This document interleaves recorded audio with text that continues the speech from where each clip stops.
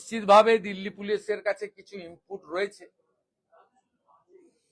আনসারুল বাংলার লোকেরা মুর্শিদাবাদের হরিহর পাড়ায় যদি থাকতে পারে, কাশ্মীরের জঙ্গি যদি ক্যানিং এ থাকতে পারে, আর যদি সেই পিএফআই সিমিল লোকেদের সঙ্গে তৃণমূলের সম্পর্ক থাকতে পারে, সেক্ষেত্রে তারা খোঁজ খবর তল্লাশি তো রাখবে। দিল্লির মতো হাই প্রোফাইল জায়গায় জাতীয় সুরক্ষা সবচেয়ে আগে।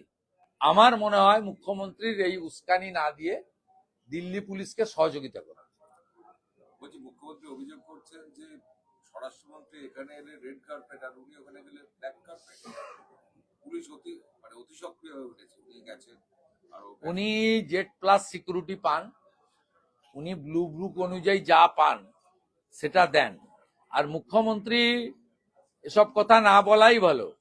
অন্য রাজ্যের বিরোধী দলনেতা, কেন্দ্রীয় মন্ত্রী, বিধায়ক, সাংসদরা যে সম্মান পান অন্য রাজ্যে, পশ্চিমবঙ্গে উনি কি আচরণ করেন সেগুলো মানুষ জানে। গত 5 বছরে রাজ্যের প্রধান বিরোধী দলের বিরোধী দলনেতাকে 86টা মিথ্যা মামলা দিয়েছেন, 104 বার কোর্টে গিয়ে কর্মসূচির অনুমোদন আদায় করতে হয়েছে, এবং 11.5 মাস বিধানসভা থেকে সাসপেন্ড করে বাইরে রেখেছেন। আপনি একটু কম বলুন, বেশি বললে দুর্গন্ধ ছড়াবে। আরেকটা অভিযোগ করছেন যে এসআইআর যারা আতঙ্কগ্রস্ত তাদের কিছু জনকে নিয়ে গেছেন, বঙ্গভবনে রেখেছেন, এবং এখানে যারা উনি নিয়ে যাবেন কেন? এবং তাদের ওখানে এসআইআর এর আতঙ্কের নামই হচ্ছে মমতা ব্যানার্জি। প্রথম দিন থেকে কন্টিনিউয়াস ভয় দেখানো, আতঙ্ক তৈরি, এবং সমস্ত লোকের নামের বানান ভুল, পদবীর বানান ভুল মুখ্যমন্ত্রীর নির্দেশে করেছে। সেই কারণে পশ্চিমবঙ্গ বিজেপি আজকে বিকাল 3:30টায় রাজ্যের সব জেলা শাসকের দপ্তরে শব্দবিধি মেনে মাইক ছাড়া মমতা বন্দ্যোপাধ্যায় প্রশাসনের জনগণকে হয়রানি করার বিরুদ্ধে ডেপুটেশন প্রদান করবে সব ডিওদের অফিসে, ডিস্ট্রিক্ট ইলেকশন অফিসারের অফিসে। আর আমার নেতৃত্বে 14 সদস্যের বিজেপি দল লোক ভবন সেখানে যাবে বিকেল 4টের সময়। বাকিটা লোক ভবন থেকে বেরিয়ে ওইখানে প্রেসে আপনারা জানতে পারবেন। আমি ইতিমধ্যে 3টে চিঠি দিয়েছিলাম চিফ সেক্রেটারি নন্দিনী চক্রবর্তীকে, যে আপনাকে আজকে দেখা করতে হবে এলওপির সঙ্গে 4 PM। উনি আমাকে বলেছেন আপনি 6 তারিখে আসুন। তারপরে আমি রিমাইন্ডার লেটার দিয়েছি, উনি রেসপন্স করেননি। আমি মহামান্য রাজ্যপাল মহোদয়কে চিঠি দিয়েছিলাম, উনি আমাকে ওয়েলকাম করেছেন। 12 জন এমএলএ এবং স্টেট বিজেপির পক্ষে সঞ্জয় সিং, শিশির বাজোরিয়া, মোট 14 জনের ডেলিগেশন আমরা যাব। কিভাবে এসআইআর কেন্দ্রগুলোতে তৃণমূলের দাদাগিরি তাণ্ডব, কিভাবে বিএলও, ইআরওদের একাংশকে দিয়ে আইপ্যাককে বসিয়ে নাম এবং পদবীর বানান ভুল করে লক্ষ লক্ষ লোককে শুনানিতে ডেকে নিয়ে গিয়ে হয়রানি করিয়েছেন মমতা বন্দ্যোপাধ্যায়ের নেতৃত্বে পরিকল্পিতভাবে তার প্রশাসন, তার বিরুদ্ধেই আমাদের প্রোটেস্ট। এই কারণেই Basirhat tour joint video suspend হয়েছেন।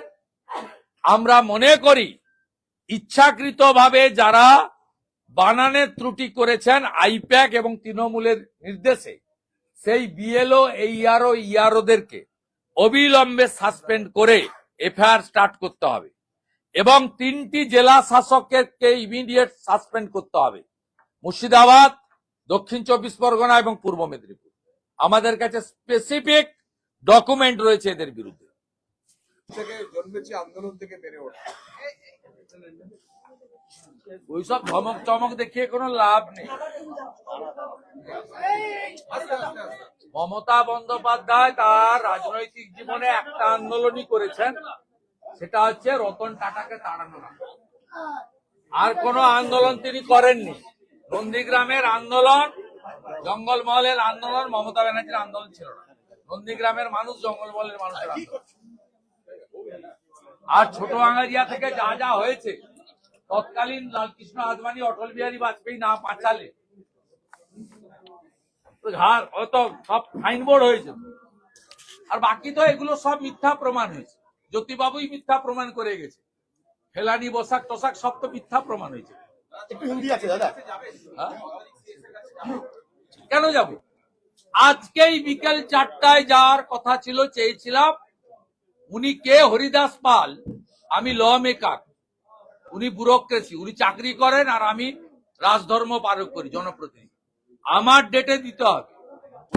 কিছুক্ষণ আগে হাইকোর্টে হয়েছে যে শুভেন্দু অধিকারী সহ রাজ্যের বিরোধী নেতাদের নিরাপত্তা নিশ্চিত করতে রাজ্যকে প্রধান বিচারপতি ডিভিশন বেঞ্চ নির্দেশ দিয়েছে। নিরাপত্তা দিতে সে অর্থে বলেনি, আমরা সেন্ট্রাল প্রোটেক্টি, সমস্ত প্রোটেক্টি যারা জেড প্লাস থেকে এক্স ওয়াই পর্যন্ত সমস্ত প্রোটেক্টি স্পেশালি বিজেপির।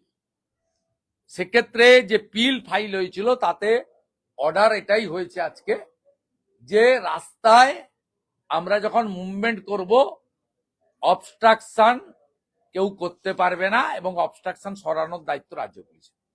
এদের অসভ্যতামি লাস্ট আপনারা বিপ্লব দেবের সবার পরে দেখেছেন, মঞ্চ পুড়িয়েছে প্রত্যেকটা জায়গায় গোটা রাজ্য জুড়ে। আমি শুধু নয়, বিজেপির একাধিক প্রথম সারির নেতা, জাতীয় নেতা, সাংসদ, বিধায়ক এই কিছুদিনের মধ্যে দিবাকর ঘরামির উপর আক্রমণ করেছে। এমএলএ প্রত্যেকটি প্রোটেক্টির ক্ষেত্রে এরা আমাদের সামনে জমায়েত করে দাঁড় করিয়ে রাখে, এবং অধিকাংশই রোহিঙ্গা আর বাংলাদেশি মুসলিম। কারোর হাতে কেরোসিনের জার, পেট্রোলের জার পুড়িয়ে মারার জন্য। বাংলাদেশ থেকে সম্প্রতি যা যা ঘটছে জামাতিদের, সেইটা দেখে শিখে এইখানে সেটা ইমপ্লিমেন্ট করতে চায়, তাই জনস্বার্থের মামলা হয়েছিল। হাইকোর্ট একটা ইন্টারিম অর্ডার দিয়েছে, 18 ফেব্রুয়ারি রেখেছে। যখন গণতন্ত্র বিপন্ন হয়, আইন শৃঙ্খলা ভেঙে পড়ে, তখন নিরুপায় হয়ে কোর্ট বা আইনের দ্বারস্থ হতে হয়। বিজেপি আইন মানা party, we all are law abiding people, আমরা আইনের আশ্রয় নিই। বেলডাঙ্গা ঘটনায় 35 জনের বিরুদ্ধে ওয়ারেন্ট ইস্যু করলো এনআইএ, ইউএপিএ সহ একাধিক ধারায় মামলা রুজু করা হয়েছে। এই অ্যাপ্লিকেশন পিটিশনার আমি মালদা মুর্শিদাবাদে যখন হয়েছিল তখনই পিটিশন হয়েছিল, তার রেফারেন্সে পিটিশন করেছিলাম। চিফ জাস্টিস বলেছিল সেন্ট্রাল গভর্নমেন্ট চাইলে নিতে পারে। Thanks to central government, thanks to home department, তারা মামলাটা নিয়েছে।